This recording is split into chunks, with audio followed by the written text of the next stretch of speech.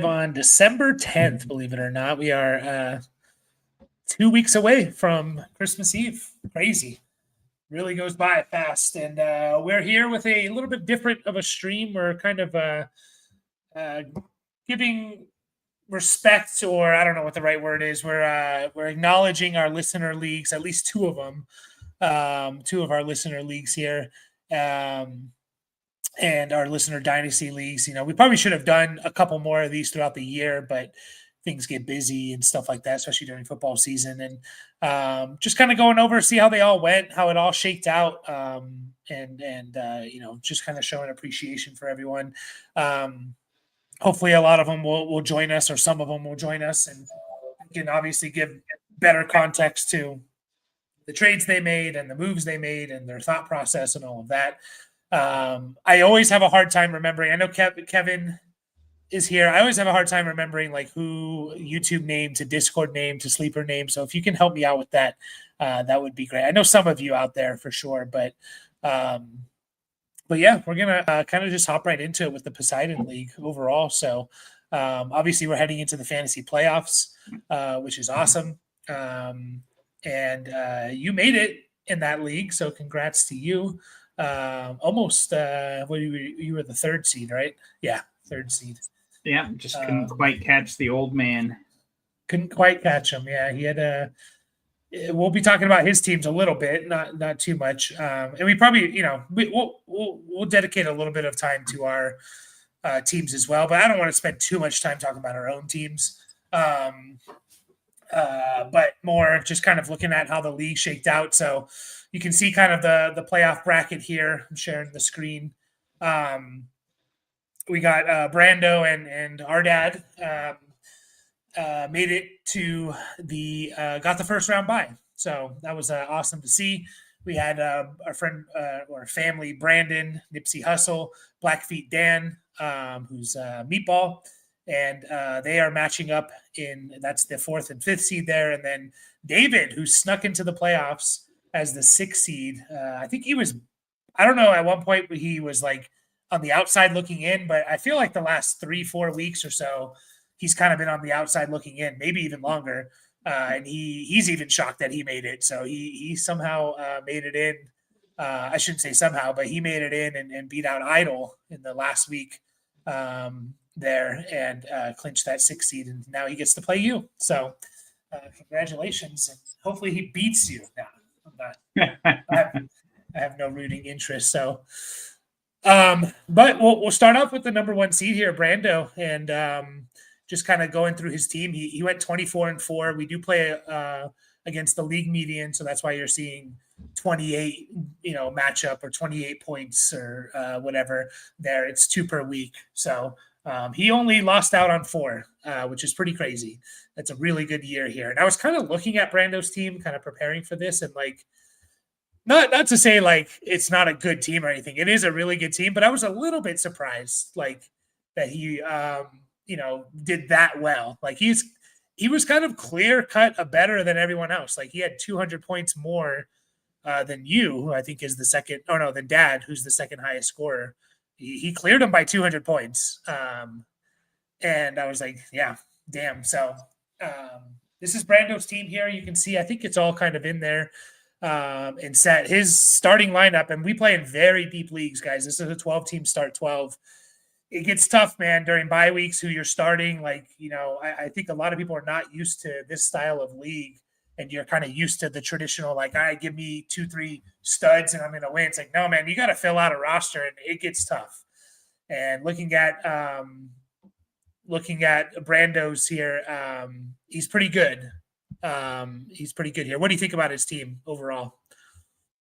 Yeah, I mean, like, obviously, like, really good. And I mean, the best of the best, like you said, like, outscored everyone by, or, the second highest score by 200 points. Like, super impressive. He didn't have like a cakewalk of matchups either, like Dad did. No, I'm just kidding. No, just looking at the points against, like, very competitive still. It's not like he got lucky in a ton of matchups, and it is kind of interesting to see, like, I mean, like it's a super flex league. So first thing I always look at is like, all right, who are his quarterbacks, and obviously Stafford was a huge win for him to get him later in the draft. Oh, actually looks like he traded. I traded him.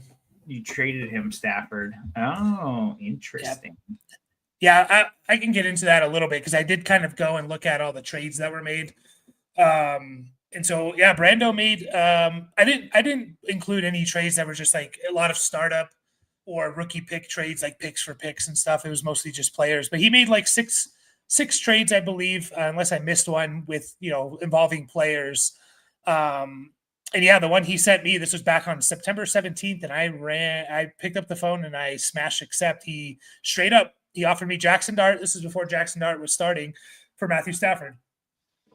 And I said, yeah, I'm going to take that, that was what, the third week of the season, I think. Yeah. I think, obviously so like his two starters this week, or just probably for a good chunk of the season. Well, I mean, his three main quarterback and Purdy. Obviously, we know Purdy wasn't playing a lot for the majority of the season. And so he navigated that really, really well, obviously. I do remember him, after Purdy went down, I get the leagues kind of mixed up. So I'm pretty sure just seeing that he had Purdy and he made that trade with you for Dart, I think he offered me Dart for Justin Fields. I think that was the same league. And well, yeah, because I don't have Fields in the other one. Yeah. So, anyways, and I remember just being kind of like, nah, I'm just gonna write it out with Fields, just because he was already playing well, and it was kind of like I don't want to kneecap myself as far as who I considered my third starting quarterback, and didn't feel super great about I guess I was basically starting Josh Allen and Jordan Love, but I still wanted that huge upside that Fields offered. Obviously that turned out to not be good,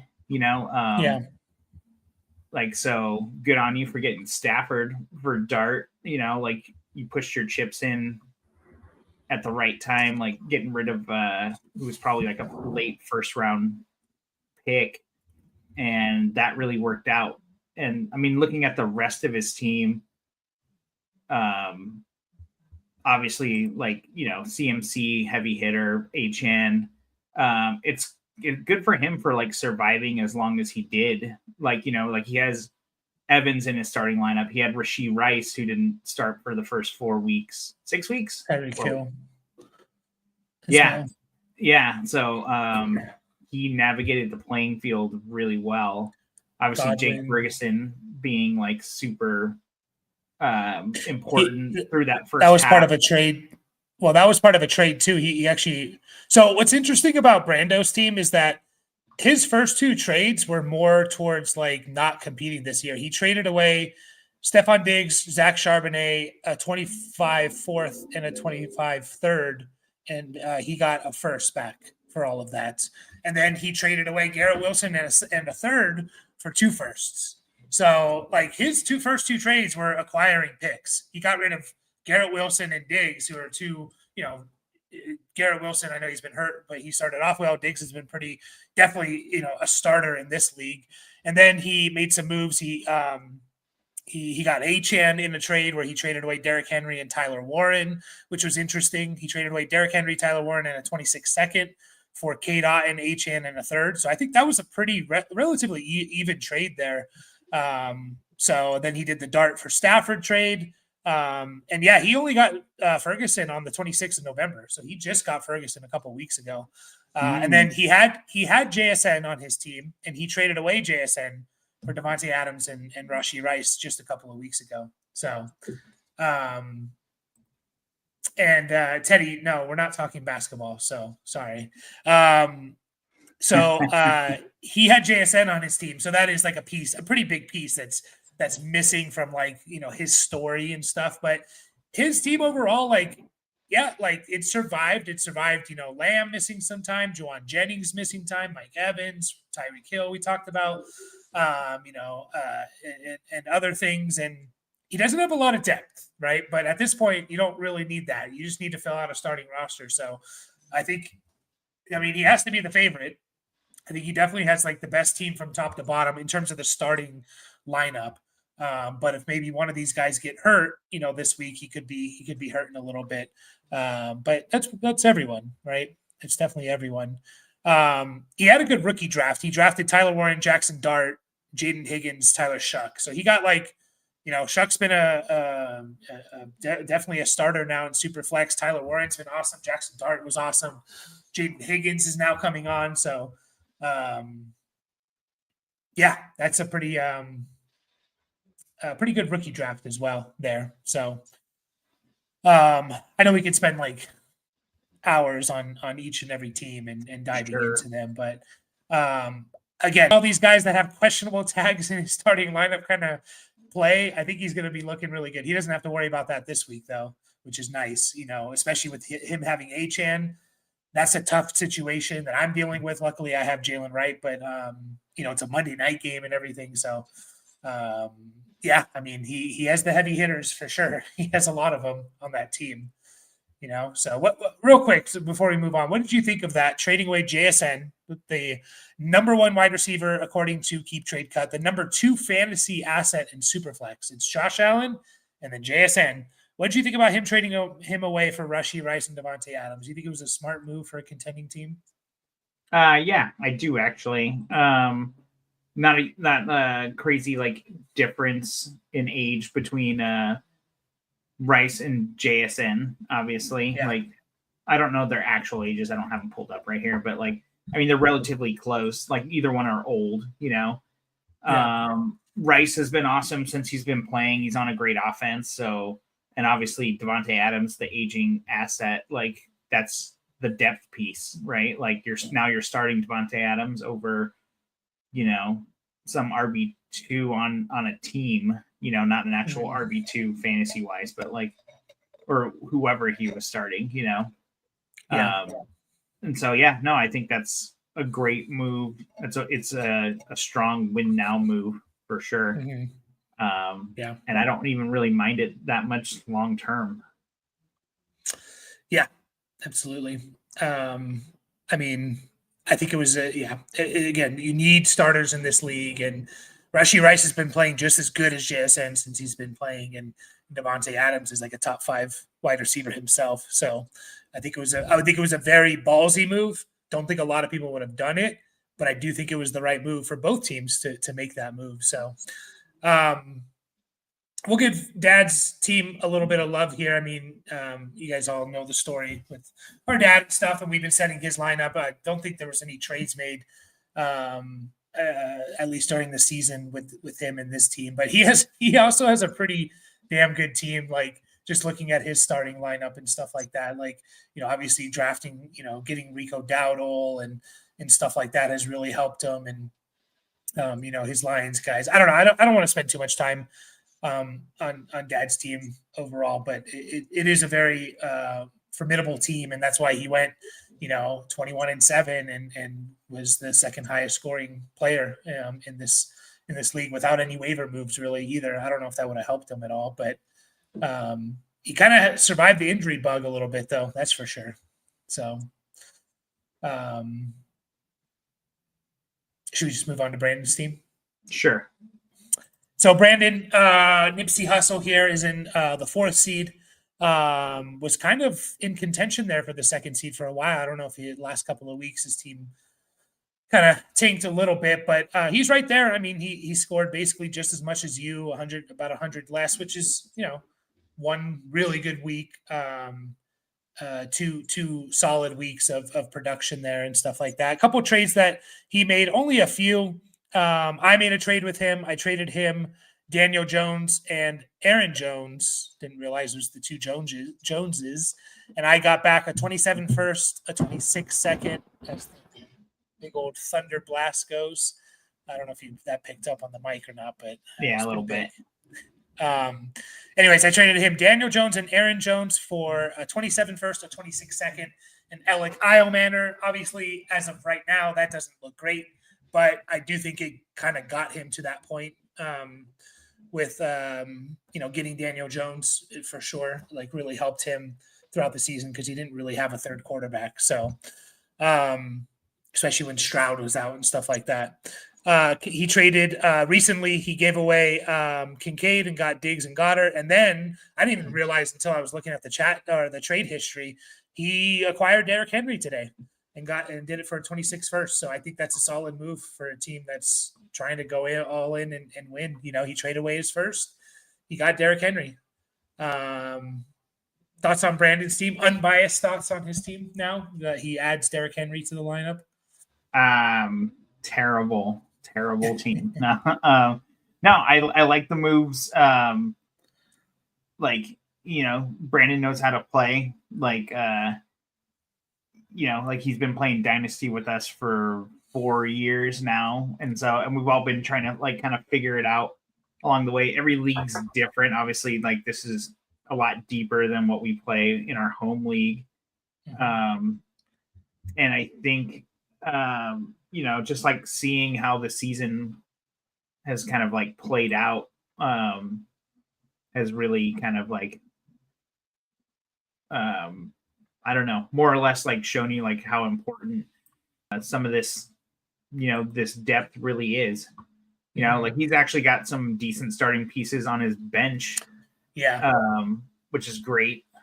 So he'll be formidable. He doesn't have that third quarterback anymore with Daniel Jones on IR now, but you don't need it for a 3-week stretch, right? Or a 3-week run, right? No buys and everything. Ideally, yeah. I acquired, we skipped over my team. I acquired a third quarterback. Actually, a second quarterback. I actually kind of forgot that. It's funny because, early on in the season, I had, I think, 6 or 7 starters due to injuries and everything like that in this league, and I was down to 1 this year, this week upcoming with Jaden Daniels already ruled out. Flacco lost his job, so on and so forth. So I got offered. I didn't even go out there to look for this, but I got offered Aaron Rodgers for Mac Jones, and I was like, "Yeah, let's do it." I didn't really want to give up Mac Jones in any league that I have him, but it's well, this is kind of a different sort of situation. So hopefully he can weather the storm. There is no trade deadline. I don't know if you mentioned that, so he'll have opportunity to get somebody if he really needs it. Well, I guess he's got Kenny Pickett also now with Geno most likely not playing. So I think it was already said that Geno wasn't going to play. Maybe it was he was leaning towards that way, but he's doubtful. So I was going to give you a few minutes at the end here if you want to talk about your team. But I did notice that as well with Brandon. You look at his bench, compare that to Brando's team. Obviously the quarterbacks have big projected points, but you look at the other players, it's you have a couple guys that are double digits and that's about it. 2-3 guys. Brandon's team, it's a bunch of guys on his bench that are Tyrone Tracy, Aaron Jones, Tucker, Algier, Vele, Keenan Allen, all these guys are projected at least for that. So he does have a pretty deep team. And he has a good starting rosters too. Now that he's added, Derrick Henry and Diggs to this team over the last couple of weeks, I think, and plus he's plugging, Terry McLaurin back in and stuff like that. So I think he has overall pretty solid team there. Meatball, Blackfeet Dan made a decent amount of trades, 5 trades. Oh, by the way, Brandon's I didn't even talk about Brandon's rookie draft. He didn't get much help from his rookies, Mason Taylor, Elijah Arroyo, and Alec Manor. So not a whole lot going on there for rookie production this year. Meatball, Dan, Blackfeet Dan's team made some trades in the beginning, probably lost on this one. He traded away Pickens, a third and a fourth. He got Josh Downs in 2 seconds. obviously what Pickens has turned into, you probably regret that a little bit, but that's dynasty. He made a trade and got Trevor Lawrence. He traded away a first and second and got Trevor Lawrence. And that was back on September 11th. So right at the beginning of the season, that was probably equal value on both sides there. He traded away. He got Jaylen Warren for a second round pick.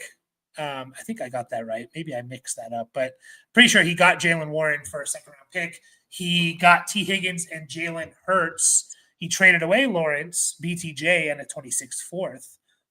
Pretty interesting trade there. And then he gave away Jaylen Warren again, and then traded and got Ertz, Pollard, and a 26th fourth. Those were basically all his trades.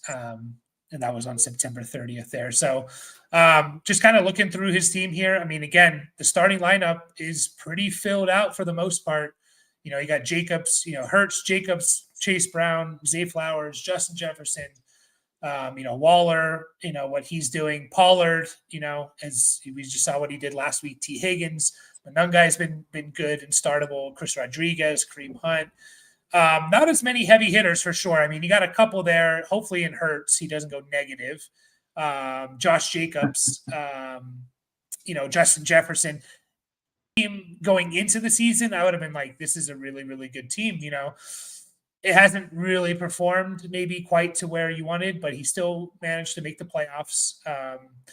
Did he have any IR guys? Doesn't look like it. Sam Laporta, he lost. I actually was talking to him about a potential trade here. So, yeah, he's going to have to get guys to get hot. He's going to need his studs to really go off, and he's going to need, Jefferson to return and Zay Flowers to overperform. But it can happen, right? It can happen for a 3-week stretch. That's all you're asking for. So, thoughts on Dan's team? Meatball, I think he's here with us too. I think definitely, like you said, like there's a lot of guys here that can get hot at the right time, like just between Hurts, Jacobs, Chase Brown, Higgins, it's like, and Baker, it's like, that's great, and you're backing that up with Monungai, who's been playing well. Zay Flowers, I think I might have skipped him, and solid enough pieces starting everywhere else in such a deep format. Looking good. I think it can be sneaky. It sucks that he lost Laporta and Ertz just this past week with Ertz out for the season. I got Mark Andrews again. What's that? I said, I got Mark Andrews for you. Unfortunately, Mark Andrews didn't. He's playing the Bengals, man. They give up the most points to tight end. So just saying, Mark Andrews this week could be awesome. Anyways, we were talking about that a couple of weeks ago, and yeah, he kind of, I think he was confident in Hurts, and I kind of agree with him to be confident in Hurts, but now he's done. Sure. Overall, I think not comparing him directly to like other people who didn't make the playoffs, but it's like, yeah, like in such a deep format, it's like all of these guys are startable for sure. Mm-hmm. Yeah. It's just, again, you're going to need guys to overperform. Like you need Higgins to go off. You need Justin Jefferson to be what we drafted him to be. You need Zay Flowers to have a couple big games here, and crazier things have happened for sure. By the way, his rookie draft, he drafted Colston Loveland, Bashal Tootin, Jaden Blue. I put Sanders. I'm pretty sure that's Shedeur Sanders, but then I'm looking and I don't see Shedeur Sanders on the team. Oh, maybe. I don't remember who the Sanders was now. Dan, if you're, I think you're here, let us know. By the way, all his picks are basically intact for next year. And Brashard Smith. So he has some interesting guys for the future. Not a huge impact on his team this year with those guys, but 4-week losing streak heading into the playoffs. You don't have any faith. That's tough too, right? You're on a 4-week losing streak. That is, it's tough, but it doesn't matter now. All you need to do is have a 3-game winning streak. So, doesn't matter. You're in. So, But yeah, I mean, he made some interesting trades for sure, and I bet you if you asked him about the Pickens trade, Dan, you can let us know. Like you probably regret that, but again, you're not. What are you supposed to know? Like you got to take these risks, So, David, we talked about it. Kind of just snuck into the playoffs a little bit. At the sixth seed, only made a couple trades this year, like non-startup trades and stuff. He traded Joe Burrow and a 26th third away, and he got Jordan Love, DJ Giddens, and a 27th second. That was on September 23rd, so that was like right when Burrow got hurt, I believe. So, and then he also traded away Devontae Adams. This one looks tough. He traded away Devontae Adams. I think maybe he was thinking he wasn't going to compete this year. I'm not 100% sure. By the way, I totally got Dan's rookie draft wrong. It was Trey Harris, Jalen Royals, and Quinn Ewers. The one I said was actually for David. My bad. So that's why I didn't see Sanders on there, because there's Shedeur Sanders there. He traded away Devontae Adams. He got Isaiah Likely, Jalen Brooks, Luther Burden, and a 28th third. So looking back on it now that you're in the playoffs, and I think he mentioned this to me, that Devontae Adams is one of his favorite players of all time, he regrets that trade. But, if you were thinking you weren't competing at that point, maybe it's not the worst thing. I mean, you get a interesting prospect in Luther Burden and stuff, but he's definitely like the weak link of this group, I mean, maybe him and Dan, in the sense of like maybe their team's not quite up to snuff, but at this point it doesn't matter.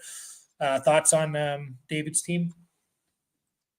Yeah, like it is gonna be a little bit tough sledding, like you mentioned. Or wait, was it him or wait, was it Dan that had the 4-game losing streak? Yeah, that was Blackfeet Dan, Meatball. Yeah, I mean, at least one of them was only by a couple of points, but like Mike said, like it doesn't really matter. You already made it, so just see how it plays out. Like, I don't think I'm gonna be like trading anything if I'm Dan, as far as like trying to like make a push. It might be a little late for that. I think I'd rather just kind of hold on to my picks and kind of just like see if you get lucky. It's rough not having London this week, but he hasn't even slotted Kittle back in coming off the bye, so that's going to help his starting lineup just in general. But you'd like to see a little more. Maybe try and think about maybe going after someone aging. I'm trying to think, like off the top of my head. We were talking a lot because I was like, doing what I do and trying to get trades and stuff like that, and trying to say like, hey, like I'll trade you some pieces, push to the playoffs. He kind of, he took the approach of, I'm just going to see what happens. And he also he was playing Pete, and if Pete's still here, Pete was finished last in this league in terms of the record, and Idol was playing Dad's team, so he kind of like benefited there in the terms of the matchups. I don't think that obviously everyone plays everyone and stuff like that, but in terms of that point in the season, so right, I think he's kind of taking that approach of like, hey, I'm on like borrowed money here, kind of, and I still have my first for 26. I think him and Dan, do you still have your 26 first? You do, okay. So the three of you guys still have your, and Dad's, of course, maybe Brandon. It's funny, like a lot of these teams that made the playoffs didn't trade their first round pick, which is always ideal, right? Yeah. I mean, in a startup, it's always kind of hard. Like, you never really know if your team's that good, like going through, like you get a sense if you get off to a hot start, but that can go sideways pretty quick, especially in such a deep league with buys and everything, like where it's like, man, like I'm starting these guys, like, yeah. But obviously your picks are only getting, well, I guess they're kind of like low value right now in terms of like, they can't help you win. But I mean, there's a lot of hungry teams out there too, given no trade deadline and stuff. So ideally you'd want to be able to get a few more like a little more support starter wise, but you can just let it play out. Love can have good games. Obviously, like we're hoping Saquon can get back to like what he did last week. His schedule doesn't look terrible. So that'll be a huge boost. Jonathan Taylor's obviously like carried a heavy load. Isaiah Likely coming back into his own these last couple of weeks. Tight end premium, so it's not completely dire, but you're gonna need some guys to overperform for sure. Yeah, I mean Barkley and Taylor, right, are like the two big ones there. It's like, come on, guys. I mean, obviously other guys could, but it'll be fun to see. He's playing upset there. If he doesn't win, hey, maybe he looks to trade a guy like Saquon Barkley, who maybe will be coming off of 2 good games, and teams that are in the semifinals could be like, yeah, I'll add Saquon Barkley to my team, and he could get a little bit of a haul there. So he's in a pretty good spot overall. I don't want to spend too much time on the non-playoff teams. I think that's a little bit more for like the off season. I also don't want to just brush over them. I know we have some of them watching as well. Idol's team, he probably technically he should be in the playoffs in the sense he was the 5th highest scoring team. He was the 5th highest. He outscored in terms of he outscored both David and Meatball and in both points for and max points for. But obviously that's not the name of the game and stuff like that. It's not like he had a crazy amount of points against him either. I'm not 100% sure what happened there and stuff like that. But I know he was kind of trying to push to make it. He made some trades here. He got Garrett Wilson for 2 firsts. I think that was from Dad, maybe. I can't remember. We talked about the Pickens and Josh Downs trade, so that really helped him, getting George Pickens there. He got Derrick Henry and Tyler Warren, and then he just turned Derrick Henry back into a first. He traded a first in Tajay Spears for Rondé Gadsden, tight end premium league and stuff. He has a pretty good team. He's definitely a favorite to win the Toilet Bowl, which is a extra 2nd round pick, the 213. So, I mean, you just look at some of his guys and stuff, like you kind of see where it went wrong a little bit. Some rookies that didn't perform maybe until later, like RJ Harvey, Kenneth Walker, not quite what we wanted him to be, this year and stuff like that. So I think his team's in a pretty good spot.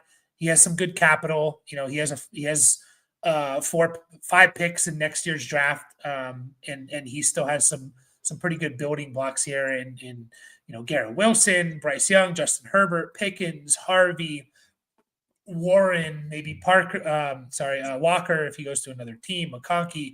I think he's in a pretty good spot here. You want to give like a minute on Idol's team? Again, don't want to spend too much time on the. Yeah, no, I mean, just to echo what you said, like he's got a lot of young talent for sure. A few guys that their situation can get a lot better too. Like we don't know what's happening with Ken Walker next year,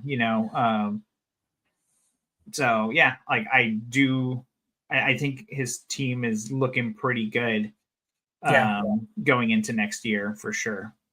I mean, you just had a couple starters there, like where you're starting, Chig Okonkwo and stuff like that. Like that team's really, really good with some youth to it as well. And he's here.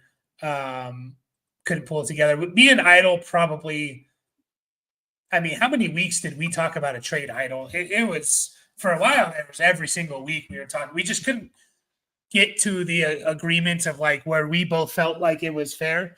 A lot of like DK Metcalf and Jalen Waddle in the conversations and stuff like that. And that's fine. Like, and if you don't feel like you're getting fair trade or what you want, then like don't make it. And we both kind of felt that way. And so yeah, I mean, he just couldn't pull it together. Funny enough, like, yeah, I mean, his team could have been kind of a dangerous team going into it. He has some heavy hitters that are, kind of coming on too. So his team's in a good spot though, overall, for sure. So I wouldn't worry too much about it for the future. Sniper's team, man, a roller coaster year. He traded a lot in the startup to move up.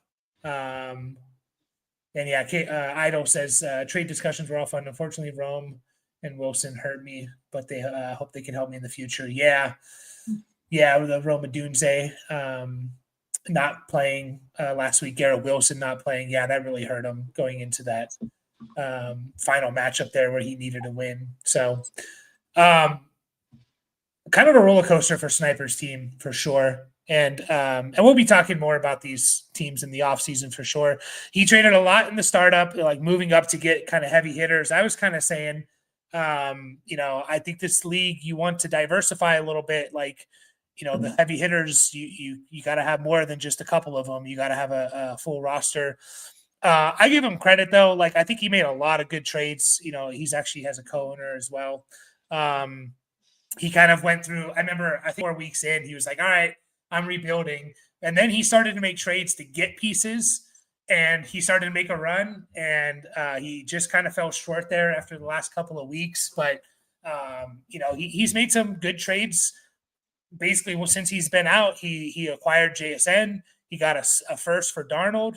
I kind of like that trade on both sides. He got Kincaid for Diggs and Goddard. Like, he's kind of capitalized, and I'm sure he's going to keep, making moves here.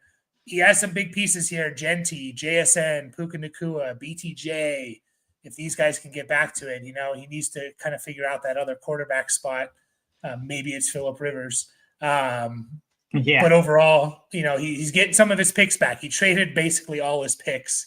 But he has 2 next year, and he's, hopefully going to get some more back here. But it was fun with Sniper. It made a lot of trades, man. He was very active, and it was a lot of fun to kind of see the strategy kind of change and pivot mid-season and then pivot again. So, by the way, his rookie draft was Genti, Luther Burden, Jalen Milroe, and Jarquez Hunter. So, any thoughts on Sniper's team? He wants to trade. All his guys are open. You going to trade for Puka Nacua or what? Yeah, I don't know. Maybe. No, yeah. I mean, he's got solid pillar pieces for sure, right? Yeah. Like the depth isn't quite there. I mean, his starting roster outside of a second quarterback isn't even that bad, right? But there's not a whole lot on his bench to really trade away that's going to be attractive to most people.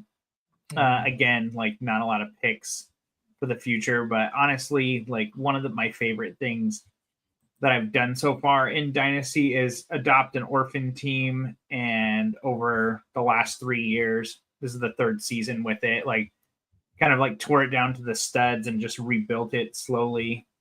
That can be a lot of fun too, like, especially if you're in multiple leagues, like it can be a little discouraging if it's only your one league and you're like, well, I guess I'm just going to lose here for 2 years, like, yeah.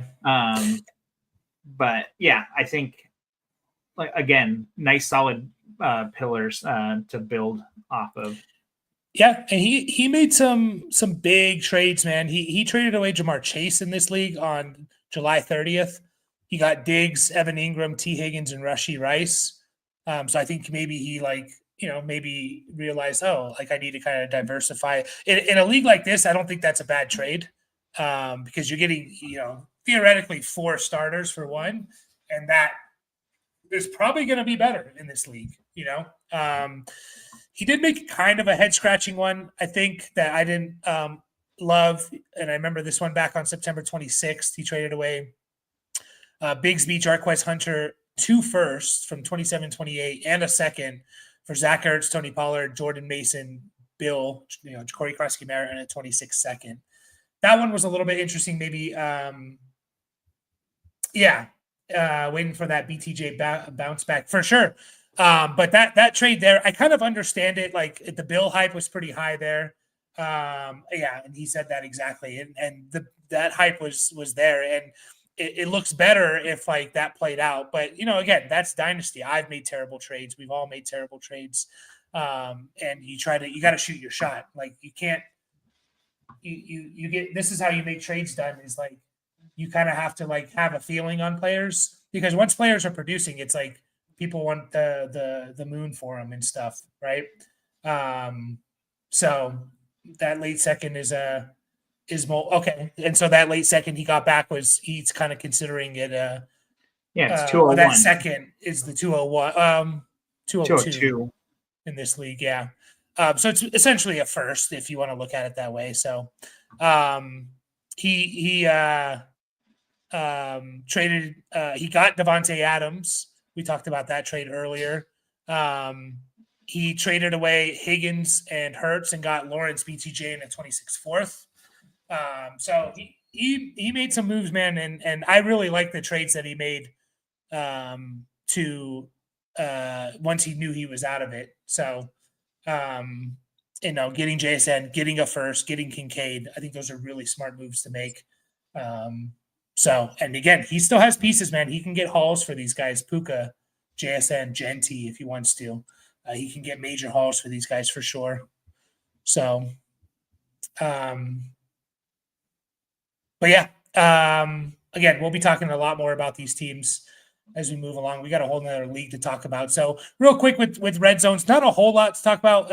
And Pete, I always don't know how to say his. Yeah, I just call him Sealy. I was going to say, I mean, it was just injury bug for him, right? Like he got hit pretty hard with it. Luckily, he has a couple of firsts, like his own and Mr. Brando's. But I mean, it's tough to survive this many injuries. He can come back with a vengeance next year, especially if Trey Benson is the starter for Arizona. We don't know what's happening with James Conner. Travis Hunter plays like what we started to see a little bit there before his injury. Scattaboo, Kendre Miller could have a bigger role. These are all guys that can be like starters, it'll really help fill out that roster, and not even including like all the guys he has in his actual starting lineup. So I think he's gonna be better next year. Just didn't work out this year. Yeah, and the only trade I saw that he made was he traded me AJ Brown and a third for the 103, 104. It was essentially a Marion Hampton. So he traded me AJ Brown and a third for Marion Hampton. So honestly, looking back on that, I'd probably want Marion Hampton at this point. So, but that could easily change in next year if AJ Brown gets on another team. He had a haul in the rookie draft: Marion Hampton, Travis Hunter, Tetero McMillan, Cam Scattaboo, Ferguson, Terrence Ferguson, Jordan James, Savion Williams. So. Sealy, if you're here and you have any other comments, you can let us know. But Garlic Bread's team, Chisholm in my pants, a lot of trades here. And I think some of the ones that he made, like he traded a first for Dontavian Wicks and Zach Charbonnet. That doesn't look great at this point. That was back on April 18th. So if you believed in Wicks at that point and Charbonnet, it's not the worst thing, but it obviously didn't work out. He traded away Ja'Cory Krosky Merritt. He got a second and a dart throw, LaQuint Allen. I traded him Aaron Rodgers in a third for Marvin Mims. He definitely won that trade.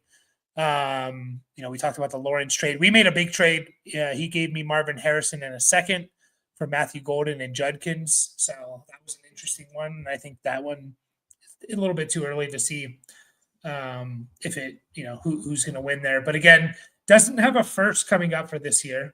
I have his first. He's actually the 101, which hurts. He traded away the 101 at some point. I don't know where I got the 101, to be honest, or how I got it, but I got it somehow.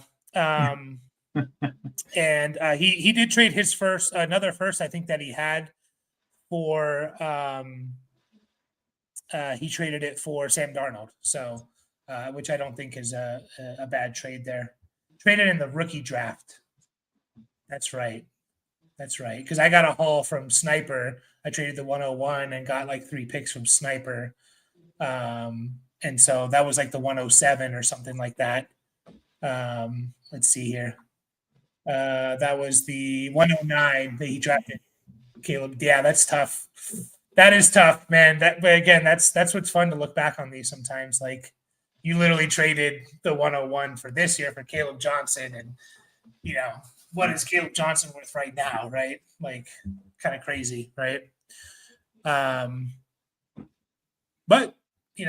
I think it's easy to see where things went wrong. He still also has some big players here, and like Gibbs, he has some decent quarterback depth there, and hopefully he can add to it and stuff. What do you think about Garlic Bread's team, John? Oh, I was like John. I was like John's in this league. Yeah, I think like overall, like it's gonna. Wait a second. This is the right team. Like I'm looking at the wrong thing. Again, like I like his starting lineup for the most part this year. Like I think he could be a sneaky, like get that extra pick. Just given like his starting. Yeah, obviously, like you never know how these trades are going to play out. Like not a ton of depth, but I mean, there's always next year. Malik's going to be back. Eric All's going to be the shit for Cincinnati because Gesicki's old. Just looking at his IR, like you're really hoping, obviously, for Golden to figure it out. It's not looking great, but we don't know what the next season for the Packers are going to be like. So we'll have to just kind of wait and see. I mean, Dobbs, do you think they're going to pay Dobbs? I mean, I know they paid Watson for this year, but different players. So I don't know. It'll be kind of interesting to see if that ends out. And don't be discouraged by, guys not producing in their rookie year because we've been a little spoiled when it comes to that. So just hang in there. Yeah, I mean, you start looking at it like he has Darnold, Shuck, who's I think has proven he can be something. Michael Penix, who's on IR, he has Neighbors on IR, so that's obviously a major piece there. Like you said about Golden, maybe Caleb Johnson finally, maybe he figures it out at some point. Yeah, I mean, it's tough. It's tough. Like, what's that? I was going to say, what do you think about him last night trading me Aaron Rodgers? Because I mean, I think Rodgers before the season said like, oh yeah, this is going to be the last one. Like we've heard that before from different guys. And, I kind of believe Rodgers, but I guess we'll have to see. But he traded me Aaron Rodgers for Mac Jones, which I think is like could really turn into something, like he could end up somewhere with a starting job. He's obviously proven himself this year to be a perfectly like serviceable to, actually even good backup quarterback, and those guys aren't cheap in general. Like he's like basically one of the better ones in the league right now, which I don't know if we would have thought that pre-starting some games in Jacksonville last year, so apparently he just had to get away from Belichick to be good. Yeah, and I mean, 3 weeks ago, it says Mac Jones emerges as trade candidate for 2026. No, I agree. I think, John Garlic Bread is doing what he can to kind of shore up his quarterback room. Like he went out and got Darnold. He traded for Mac Jones for, trading. He doesn't need Aaron Rodgers. If Aaron Rodgers retires, maybe there's a chance Aaron Rodgers doesn't retire, but I'm willing to take that risk. Yeah, for sure. In a rebuilding team. And now he potentially, if Mac Jones lands a job, goes to the Vikings and competes against McCarthy. You have, assuming Shuck keeps the job, you have 4 quarterbacks. That's really powerful in a super flex league. Just so much you can do with that. So not a lot of people are going to have 4 quarterbacks. So he's doing, the right moves he needs to make. So, pick up some more dart throws, use these picks. He has 1, 2, 3, 4, 5 picks next in the 26 draft, 2 seconds, 2/3, and a fourth.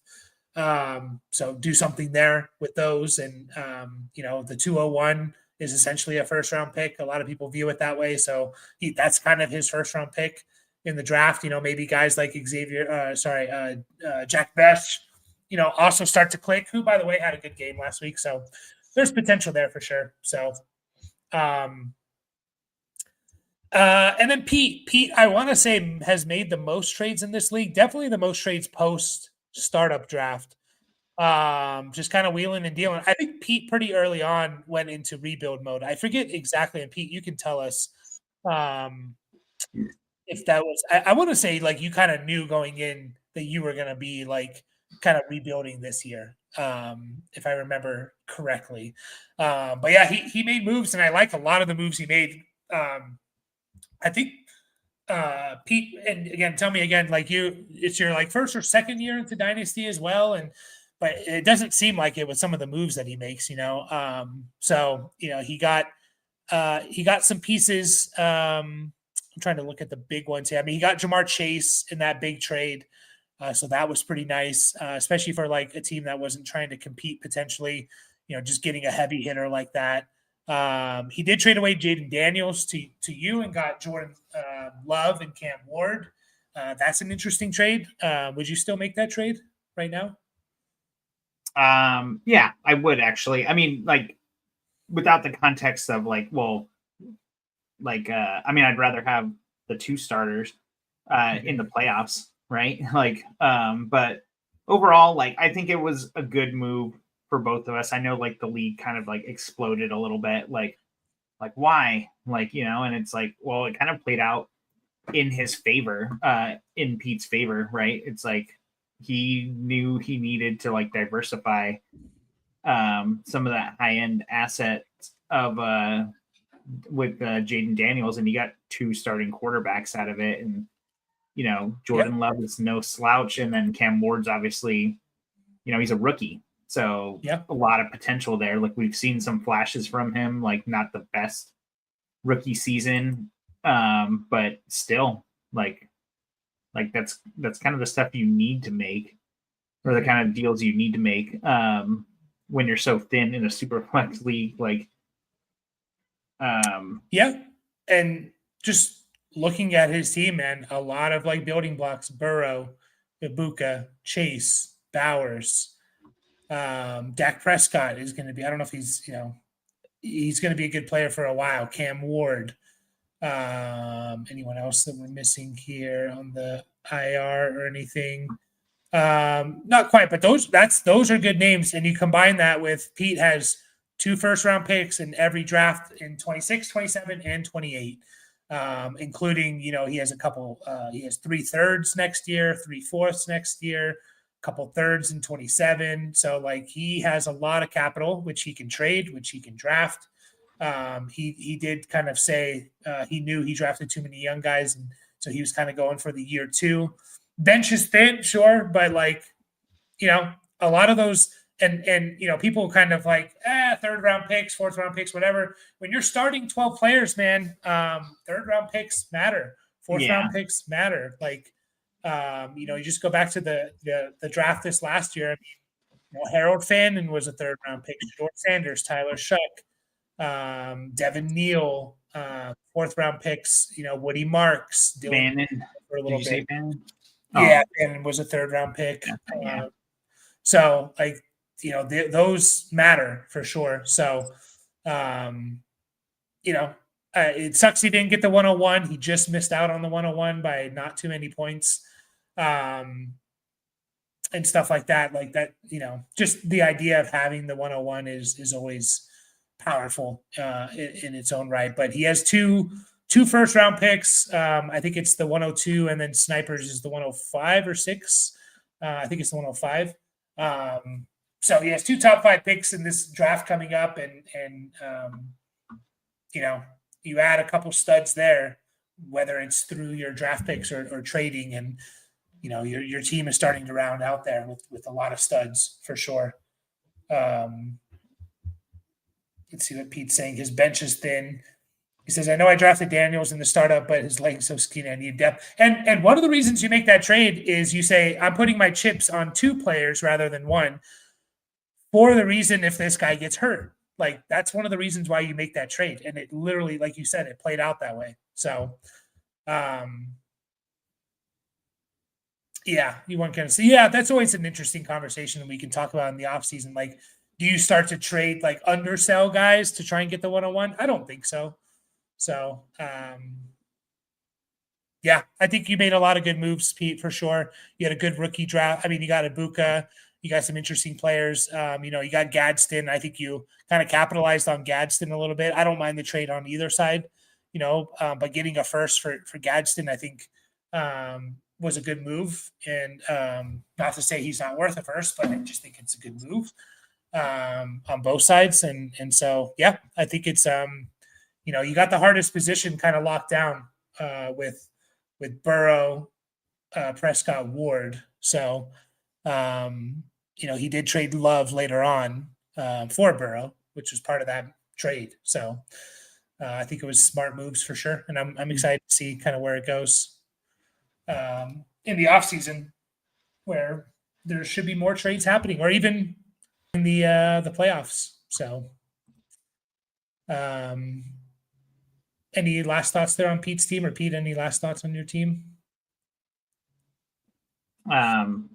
Just while he's typing something, if he's saying anything at all.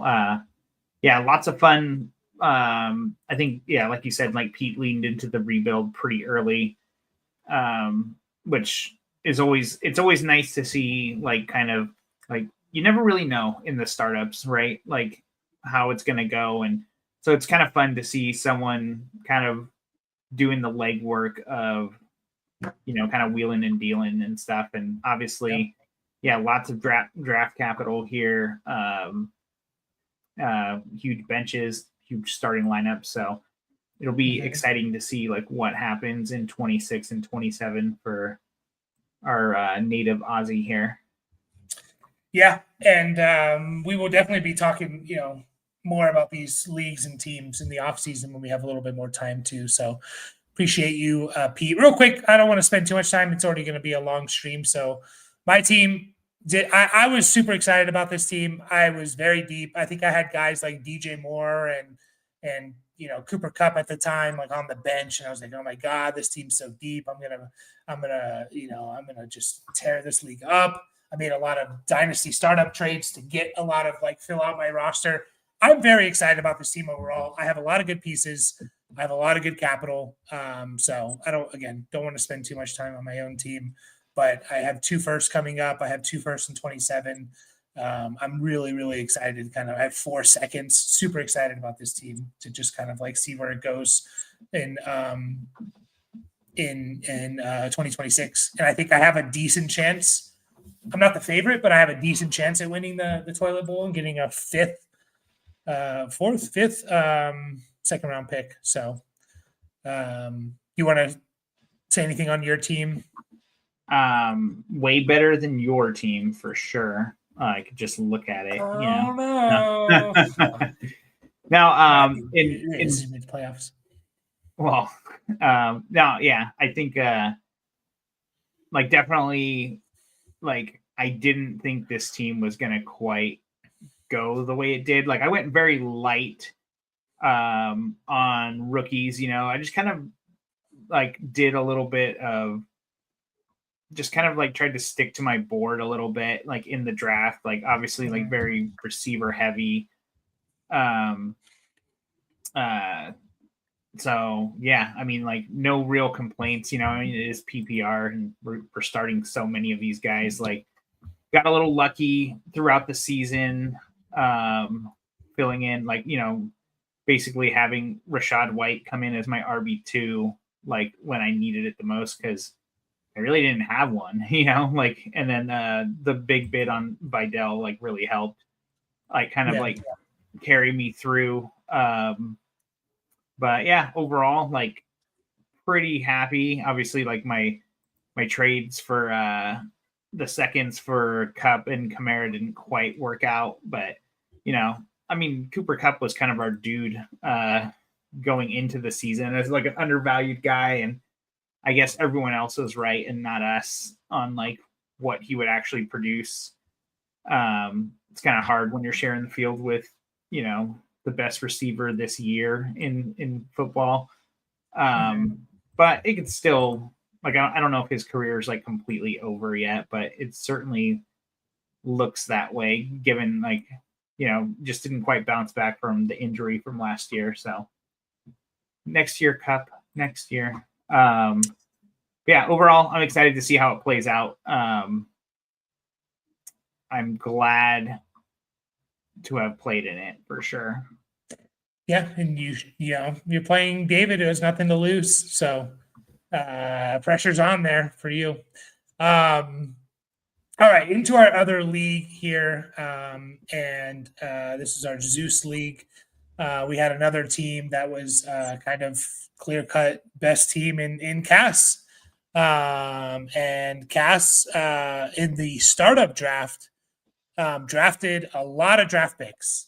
A lot. He just kept doing it and doing it. I think that's why his name is the Fever, because he's like, I can't get past that. By the way, Marv, I see your trade in there. I will get to that after we talk about this other startup league here.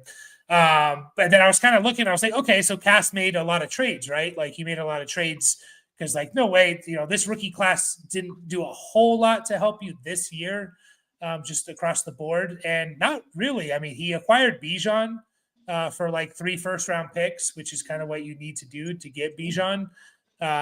He got Ja'Cory Krosky-Merritt and Tyler Algier. So he didn't really make a lot of trades, and he just drafted really well when you look at his team. He got JSN, Amon-Ra. Obviously the rookies did help him. Judkins, Dart, Sampson, Noel Giddens, Marks, Jarquez Hunter, Pat Bryant, Isaac Tesla, and Aronde Gadsden. But he just like drafted really, really well, getting like Hurts and Stafford, the Dart in the draft, having JSN and Amon-Ra, trading for Bijan. I mean, his team is clearly better. Outplayed everyone in this league by, he outscored, I think Rip Lips was the second by almost, 130-ish points or something. So, and he was like locked up the number one. He locked up the playoffs, I think, first out of anyone in our listener leagues. And he got the first seed like 2 weeks ago or something like that. Like, it was just like, okay, everyone else is playing for second, during the regular season. So he has the bye week. And yeah, his team is, still, and this goes to show you like these deep leagues, like even though he's like clearly the best team, he's still starting guys like, Chris Rodriguez and Darren Waller and stuff like that. So potentially, I don't know if maybe someone was on his bench here, but he's got Franklin Gadsden and Marv if he plays. Yeah. Just lost Ertz, so he had guys, or like sure. Kind of switching around between injuries and things like that. So yeah,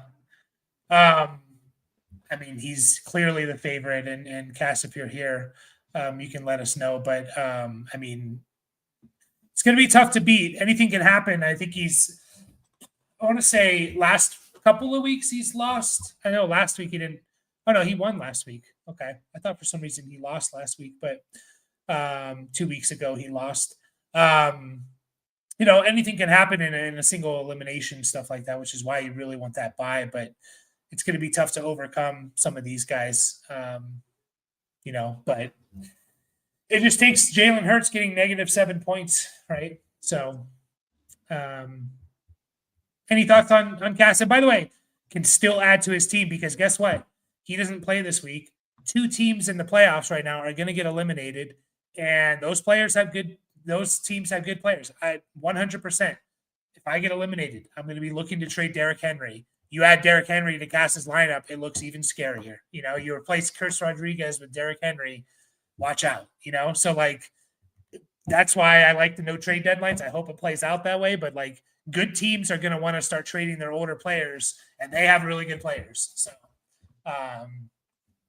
can still add to that team. It has the luxury of not having to compete this year.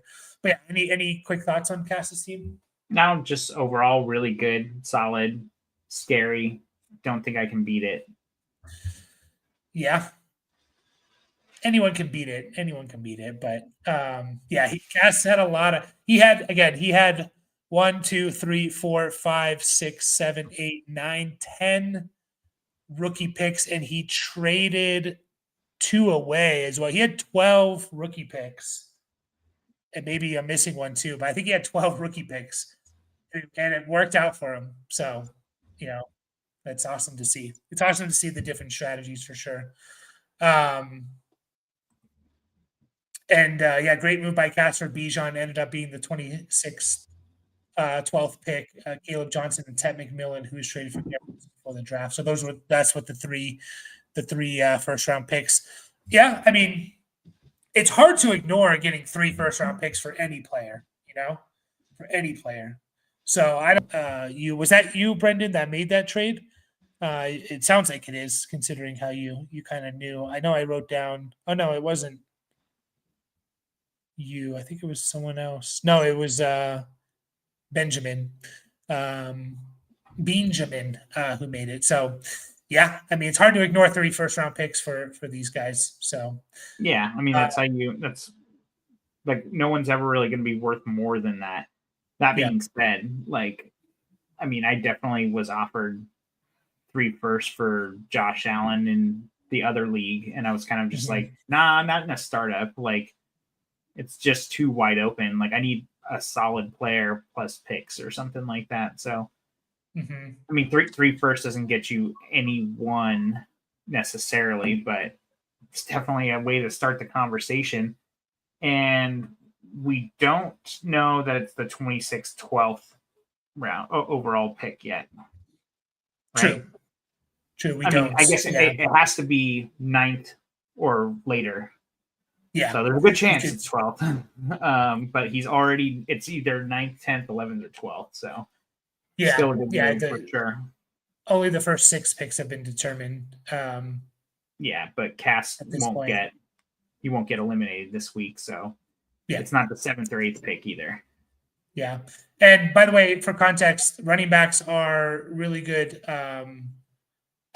for this league. They're a step above wide receivers, which I'll get to in a little bit here. But Bijan's the 15th best player in this league, and that's including quarterbacks. So I think Cass is here with us as well. Yeah, it was a nice dice roll. And again, like, it really worked out for you. It looks like you kind of what's up?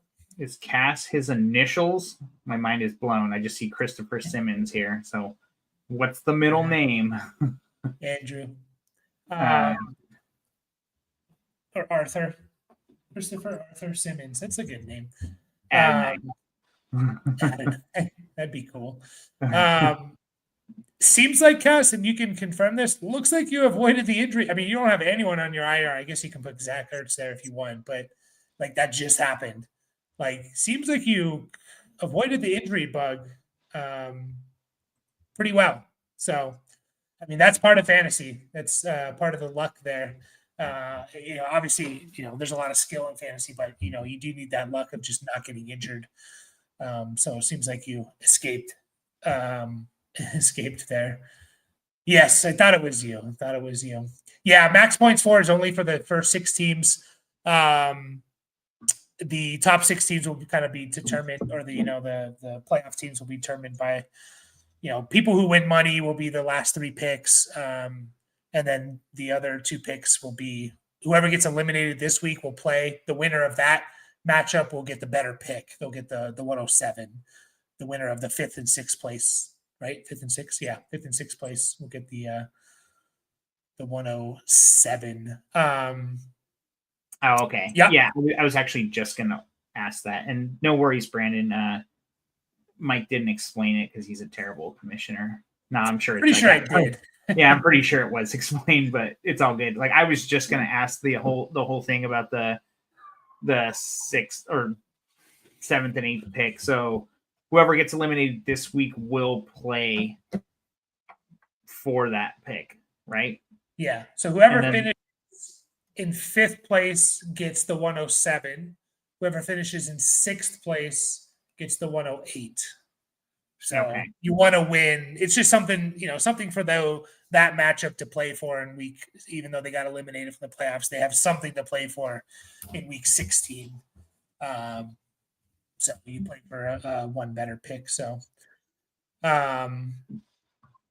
Yacht Possum is up next here, has a bye as well. Interesting team for sure.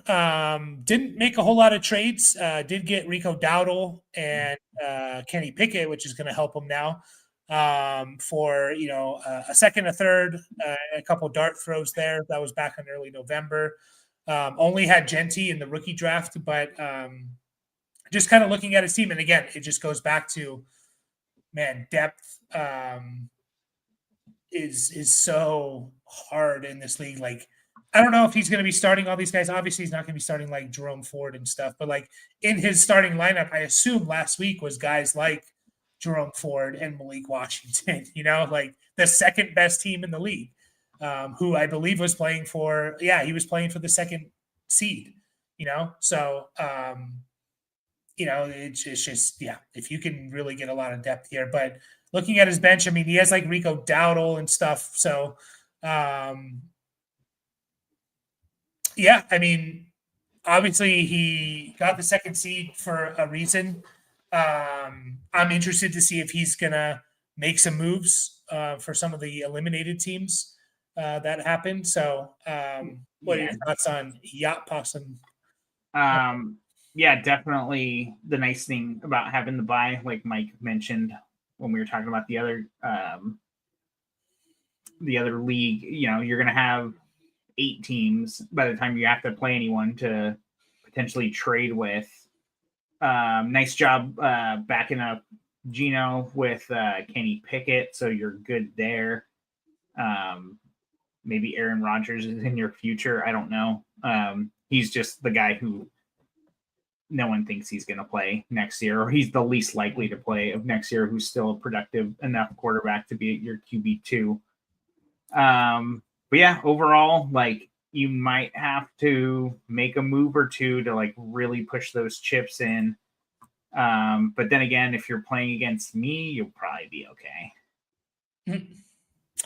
I'm kind of looking at this team, and again, this is like more towards like the.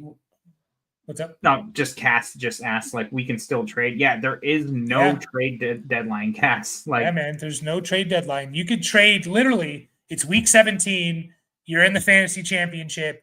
You are down 15 points, and there's someone playing Sunday night that you can replace someone in your starting roster with that's a stud. You can make that trade and add them into your lineup because you want to get 15 points on Sunday Night Football. Like, there is no trade deadline at all. As teams get eliminated from playoffs, there's a lot of good players on these playoff teams that are going to be, I assume, up for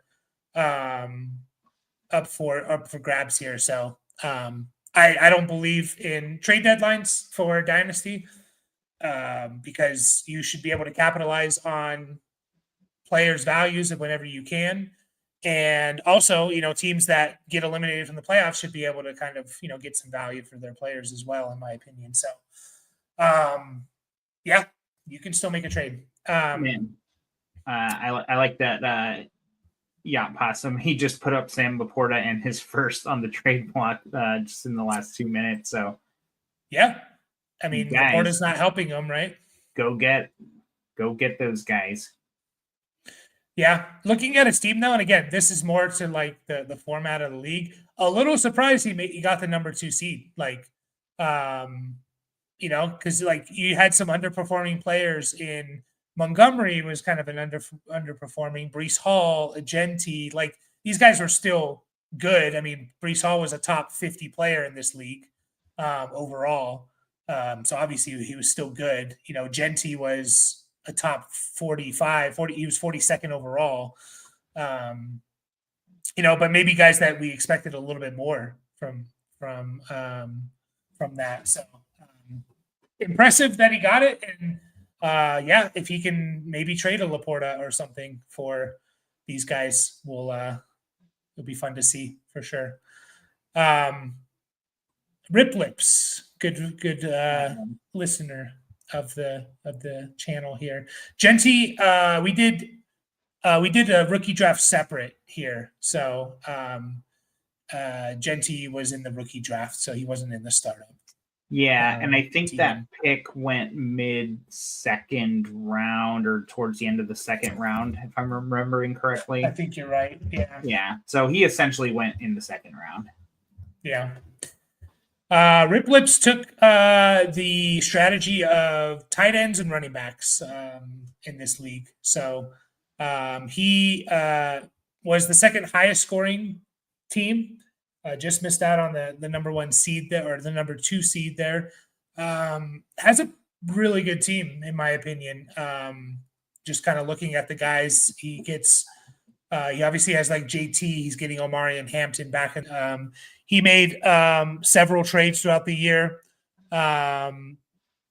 Nothing huge, like good trades. I mean, he got Derrick Henry and traded away I take that back. He traded away Jaden Daniels, Mariota, and a second for Derrick Henry, Justice Hill, Trevor Lawrence, Tyrone Tracy, and Cam Scatterboo.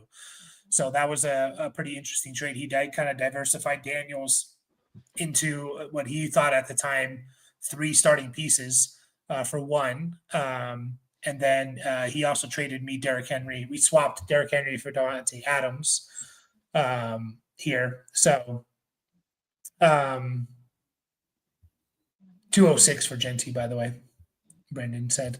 Yep. But yeah, looking at his lineup, man, I mean, the tight end, I did think it was funny. He made a trade for a tight end back in October, and I was like, why does he need tight ends? Maybe just everyone was hurt. I didn't actually go into because I know he drafted a shit ton of tight ends. You can see it on the roster here. I was like, why is he trading for a tight end? Does he need one? And I think he did. Weirdly enough, I don't know how it all worked out, but I think he has a really strong team. I'd probably put him as second, third favorite to win it all, to be honest. Either second or third there. So what do you think about Rip Lips' team? Yeah, really good. I do remember in the startup, the whole how many tight ends is he going to take, and obviously it worked out. The super tight end premium worked in his favor. I was extremely sad.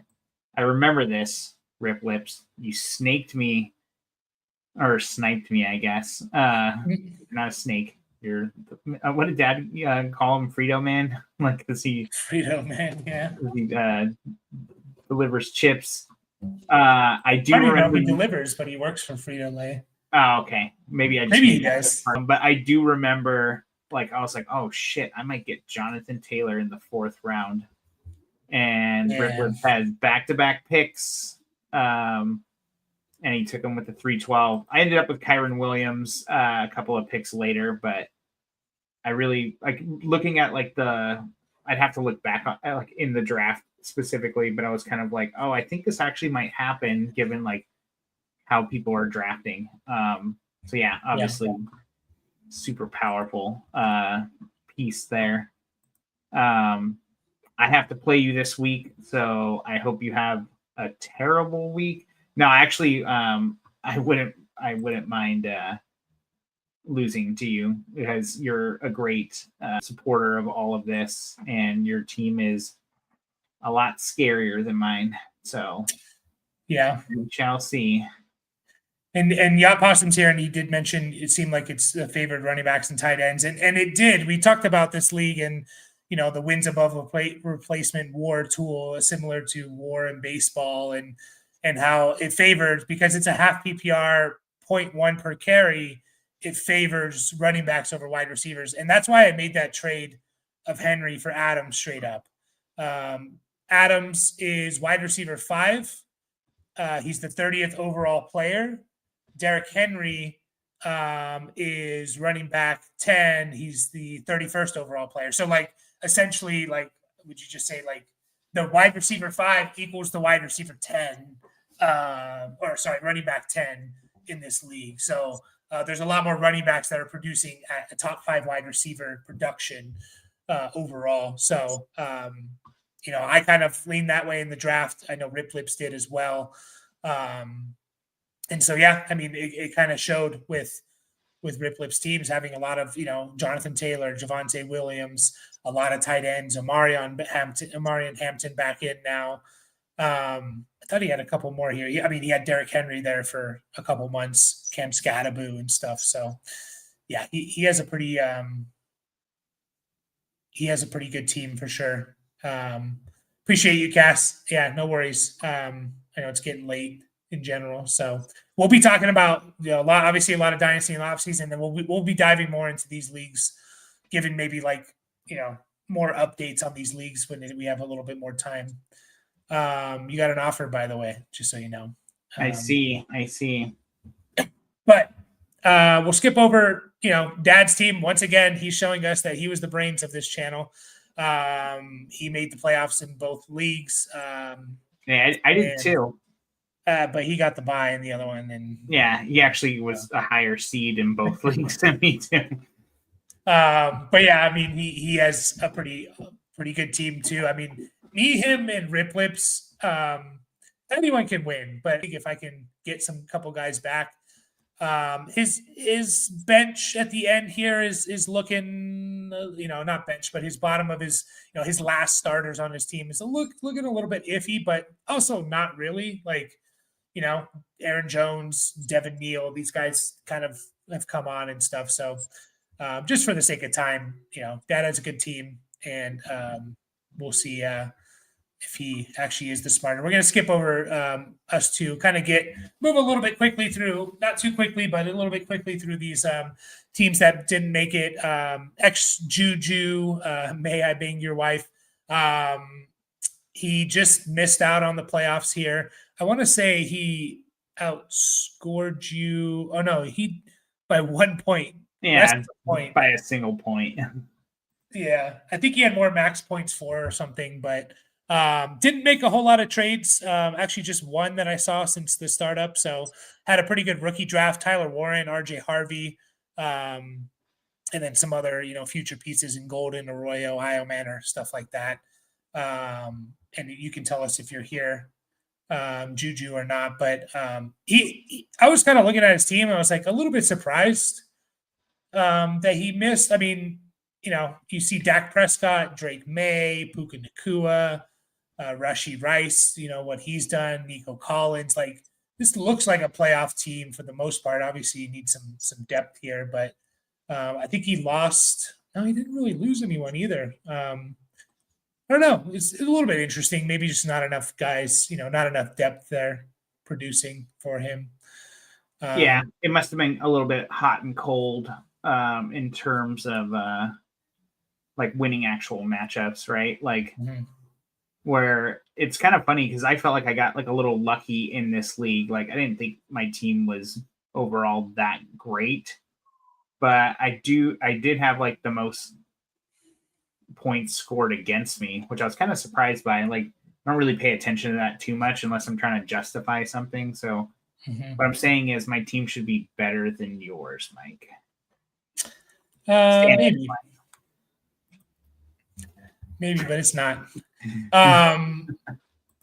Actually, I think no, that's not true. I was gonna say I think I'd rather play Rip Lips, but I don't think I would. I think I'd rather play Dad's team, but we'll see. We'll see if that's true there. So yeah, I mean, Juju's team has some building blocks for sure. He has all his picks, plus he has an extra second, extra third, extra fourth. So he has a good amount of picks there coming up, and definitely some building blocks there that he can build on. So Juju, if you're here, you can give us any other thoughts that you have. Our friend Smith P, he's in our redraft league as well. Vikings fan, didn't actually make any trades and didn't have any rookie picks. And missed the playoffs here again. Like, so a team that has some building blocks here, and like BTJ and Bowers are the two big ones, right?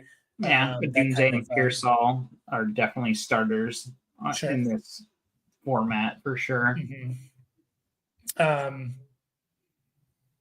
Yeah, I mean, I don't think he's here, but definitely some pieces here. We'll see what he does in the off season and make some trades, see what you can do. I don't know. Like, I feel like this was a team that probably started off pretty hot. ETN, not Chase Brown, but ETN, Pittman, Bowers, at least for a game. I don't know. I just feel like potentially he's kind of, Keenan Allen there started off hot and then kind of like tanked out a little bit here. Those guys kind of stopped producing as well as they were.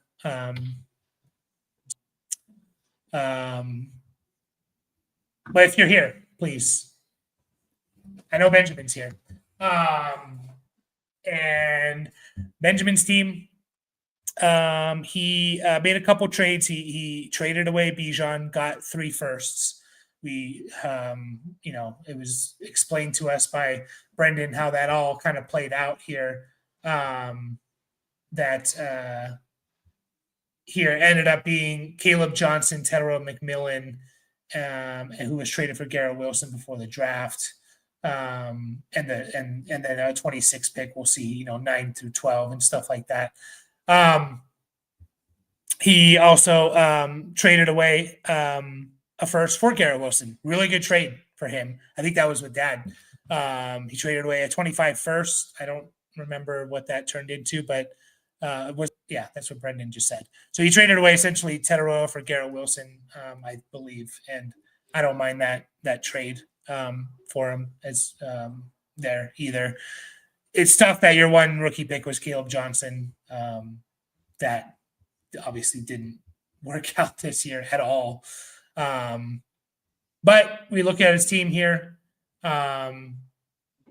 Again, like, I think there's a lot of good pieces here for sure. Like, this doesn't feel like a complete rebuild type of team with James Cook and Bo Nix and Trey McBride, maybe Xavier Worthy, Terry McLaurin, maybe for a couple more years there. What's his quarterback situation? Bryce Young and Nix. And am I missing someone? Bryce Young and Nix. No, you're not missing someone, but it's always a little weird. Yeah, you got a lot of empty bench spots though too. So fill those bad boys up. Just throw a bunch of backup dudes on there. Trying to fill that up with whoever the hell. Yeah, I mean, you got Tucker Kraft there, Garrett Wilson as well. Like, that's 5-6 guys there that can really, carry this team. And then, I still believe guys like Pollard, guys like Judy, Dobbs. These guys can be starters still. Like, I know they're not sexy names or anything, but they can have plus seasons and can kind of, fill out that roster for you. When you're looking and trying to compete and stuff like that. So Tej Johnson as well. We'll see what kind of plays out with that. So, and then whatever trade you're about to accept from him too. So, Riley Leonard. He has Riley Leonard. 2 firsts next year. What's that? Yeah, I don't know. I'm super nervous about making any trades in this league just because because I'm playing against the Master of Lips, and I just don't. I'm like, I don't know. I'm just kind of like I'm kind of in the same boat as David from our other league, where I'm kind of like I might just play this for this at least this first week to see what happens. So yeah, like we'll see. And make a move from there. Yeah. I mean, does it involve Trey McBride? Because if it does, you should do it. Yeah, Yeah, and Benjamin, I know you're here, so if you have any other thoughts on that, but again, you have some building blocks. You have 2 first-round picks coming up. You have your second and third. You have all your other picks from future years. So, um, you're looking good there in the asset department in terms of the picks and stuff. And we get to our last 3 teams. Proposition Joe. Down with Fun and Brendan. Proposition Joe was that team where I was like, man, if you told me I had CeeDee Lamb, I think he might have traded someone. So real quick, no, he didn't. He made that trade with Rip Lips, the Daniels trade, which I liked for him. A 4th for Knox, and I traded a 2nd for Mike Evans here. But he was the team. Yeah, he had CeeDee Lamb. Was it? I thought there was like 3 guys here. Am I missing? Oh, Jamar Chase. And Olave. Yeah, it wasn't Olave though. It was like someone else. Maybe I'm misremembering, but I was like, man, if you told me you had like Lamb, Chase, and this guy going into the season, and like he was kind of out of it pretty early on. Christian Yeah. Watson. I get this, Benjamin, like for sure. I felt that with redraft this year of like the guys that I really, really like this year. A couple of them was just like, man, they just not only just like disappointed, but just outright flat out sucked, So I get it, man. It's tough, but it's why we love fantasy and why we hate it at the same time. But I thought there was someone else on this team. Maybe I'm again just misremembering. But yeah, he got eliminated pretty early, unfortunately. But I mean, any team that has CeeDee Lamb, Jamar Chase, Chris Olave, Jaden Daniels, like CJ Stroud, you should feel pretty good. On top of you don't have your first round coming up, but you do have a couple seconds and stuff like that. Like you should feel relatively okay with those building blocks there. So I know we're not spending too much time on the eliminated teams, more for the offseason, but any thoughts on Proposition Joe's team? No, I mean, like, kind of what I'm noticing a lot of, like, not the problem, but like kind of like the, kind of like a pattern we're seeing with a lot of the teams that are kind of like a little lower on the board. It's a lot of it's the quarterbacks, and like, do you have the count of how many quarterbacks actually started this year? Because it always seems like the number's higher than you think. Like, and it seems like we've had a lot this year for sure. But just 2 is just not enough, and there's not 3 for everybody. That's for sure. Like there can be, or I guess there can't be on any given week, but like obviously navigate those waiver wires and stuff like that for these backups. But I mean, he had Mariota and Daniels at the same time, so that wasn't necessarily the case here. Just a little more, just no running backs really. And like the format kind of favors them, so just didn't really work out. Like, I mean, fortunately, running backs are probably the easiest position to trade for in Dynasty. So maybe you can get yourself a couple of them either in the draft or via trade for some of these receivers you got, and you can make a push next year. Yeah, I can't find the list of how many starting quarterbacks I played, but you only have 2. If you only have 2, it's nice to have Daniels and Stroud for sure as the 2. Yeah, you can complain. Yeah, and always think about, like, again, like we talked about it. You need to fill out 12 starting spots. Think about trading guys like Chase and Lamb to me for J.K. Dobbins and my 3rd round pick. No, but like think about diversifying those guys into 4 starters, like good starters and stuff. And it really could.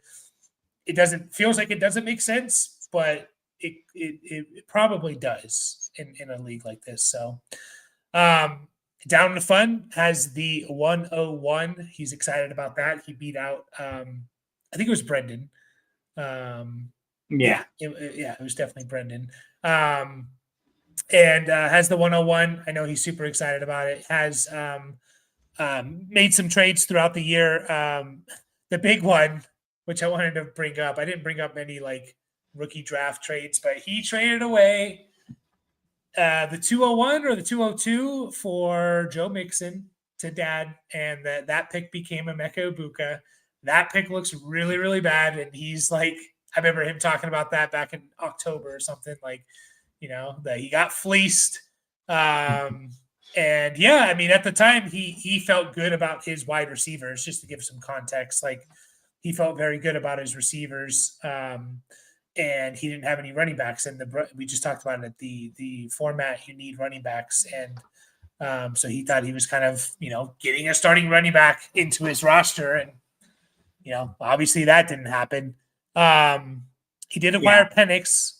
Yeah, go ahead. Sorry. I do remember giving Dad shit about that a little bit too, and it's like, well, you could have just taken the pick before you drafted Joe Mixon, I think.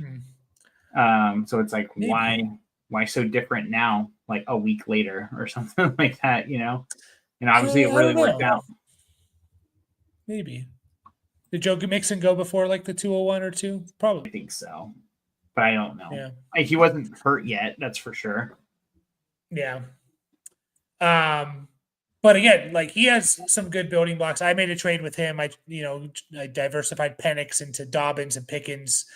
And then he made that Dowdle trade that we talked about. But he has the 101. He has an extra second, extra third. He has the wide receivers. I think he should feel pretty good about him. McConkey and London, and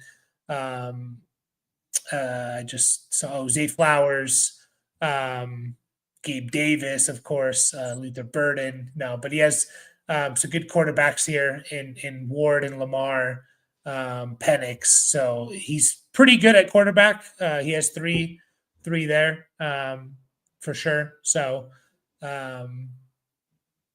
yeah, I mean, for a team that has the 101, I don't think, like, obviously he's not in terrible shape here. So, and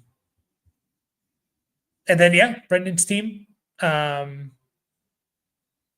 Brendan, you can give us a little context. I know you're here listening and stuff like that, but like kind of what went wrong with your team. Was it Brendan's team? Man, there was someone where I thought, like, how does this team, that bad? Or it might have been, I don't know. But obviously losing Tyreek Hill didn't help. He does have some good capital, though. 3 first-round picks coming up is great. And so you have to feel pretty Neighbors. Maybe it was Brendan's team where it's like, oh, you have like Jefferson, Neighbors, and Hill. Else.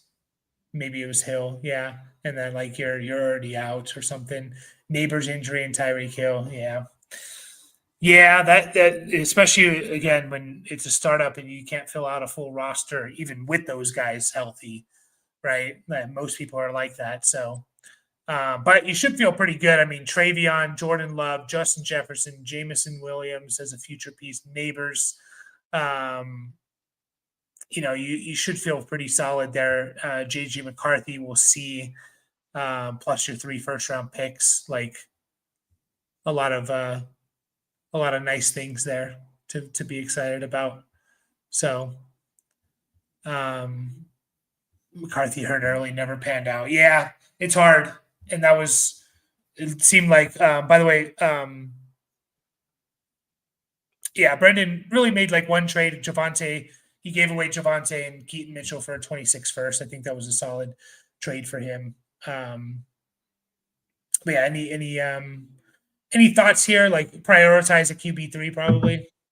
Yeah, I mean that's always easier said than done, right? I was literally just counting through the draft and like, did Mixon go before the 201? And it looks like he did, but just by a few picks, anyways. Was it the 201?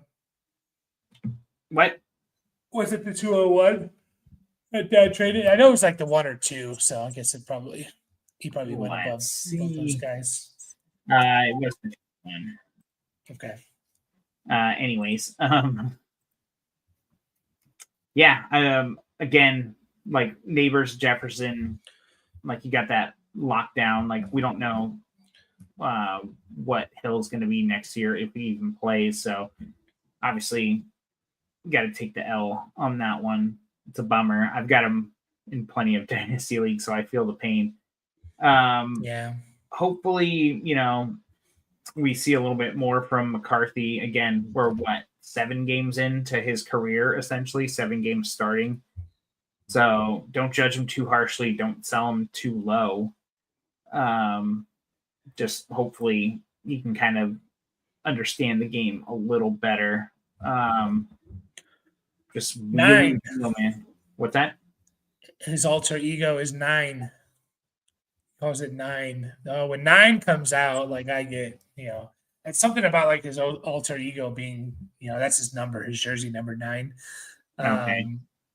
He calls it 9, like his when 9 comes out. Oh, Kind of okay. weird. So he's a fucking weirdo, is what you're saying. Yeah, it is a little weird. Yeah, he says, Brendan, by the way, he says he's excited about the 102 and 103. Yeah, I mean, you have to be excited about that. This year is so weird, though, because I have no idea who the 102 and 103. I don't know who anyone is besides, and again, I don't even know. Jeremiah Love, assuming, is the 101 running back for Notre Dame, but he might not be like, he hasn't even officially announced, I don't think. So all the top players this year are not seniors. They're like juniors and stuff. It's going to be very interesting to see. Someone's going to come out, obviously, but got the 103 for the pick that ended up being Jordan Addison in the startup. Nice. Yeah, great. Yeah. Brendan's on top of it, man. We need Brendan. He keeps track of it pretty well. We need you around more, Brendan, to help us remember all of these. And I know you mentioned he's in a lot of leagues too. So, but yeah, definitely some nice building blocks there. And with the 3 first-round picks is pretty nice. So real quick, it's been a long stream. I'm really excited about my team. I think I need to stop cheating and take Mike Evans off my bench and figure out here we go.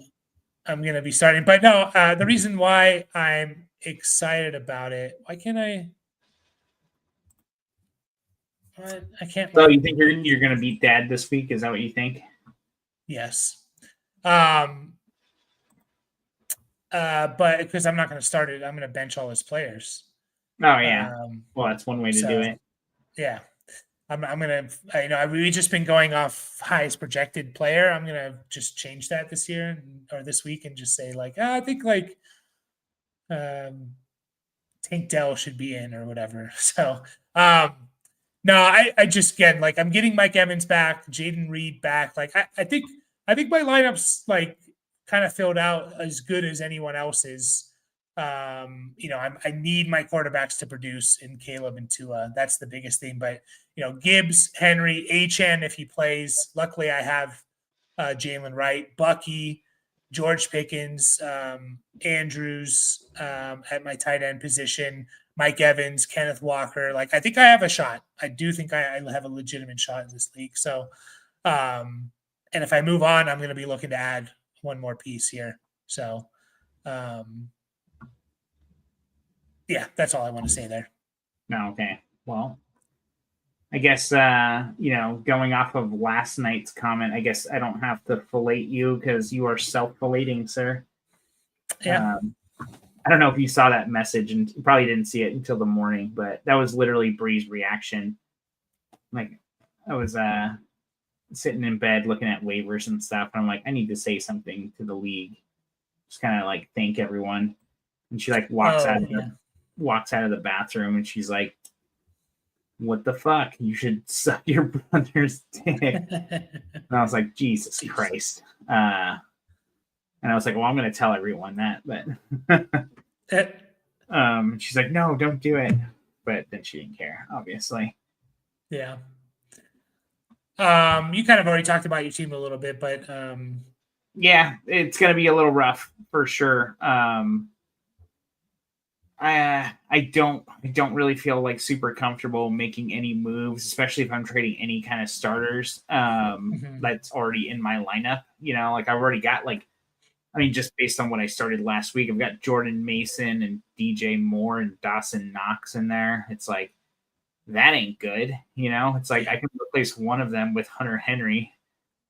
But it doesn't get much better than that. And yeah, so likewise, I'm kind of just like, I don't really want to trade my picks either, like, Sure. as I think this could be it.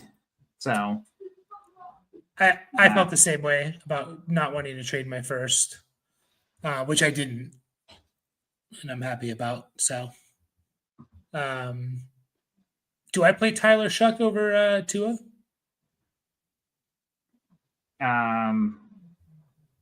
I don't know who's the matchups. I thought we're not doing start sits. No, we're not. We're not. We'll talk about that later. Hopefully, Achane plays. I really need him to play. Luckily, I have Jalen Wright, but I really need Achane to play. But the fact that I have Jalen Wright is a godsend because I can actually wait until Monday night. So, but I hear you here, Brendan, for sure. I like that stuff too. So, I do. Marv, if you're still here, we'll get to Marv's and then we'll take off here. Traded away Tua, Montgomery, Io Manor, Judy, Kelsey Hawkinson, and Diggs. Jesus. For a 27, first, second, third, and Juwan Jennings. I made roster space. The league is stingy with trades and always wants to win. Yeah, I know you were talking a lot about like trading Judy and Hawkinson and stuff like that. So yeah, you traded a lot. It's I think he said a 14-team start 8, so it's not super deep or anything. I do want to trade for McBride, Benjamin. I will absolutely trade for McBride. We'll talk. No, he's talking to me. He sent me an offer. Yeah, I'm not gonna say what it is now. Maybe he is talking to you actually. Can I interest you in some Kevontae Turpin? Look, busy as wide receiver 1 in week 14 is what it says. Just kidding. But yeah, Marv, I mean, if it's a stingy league, sometimes you have to like undersell or like, pay a little bit more to get trades through. And so like you traded a lot of pieces that might not mean much.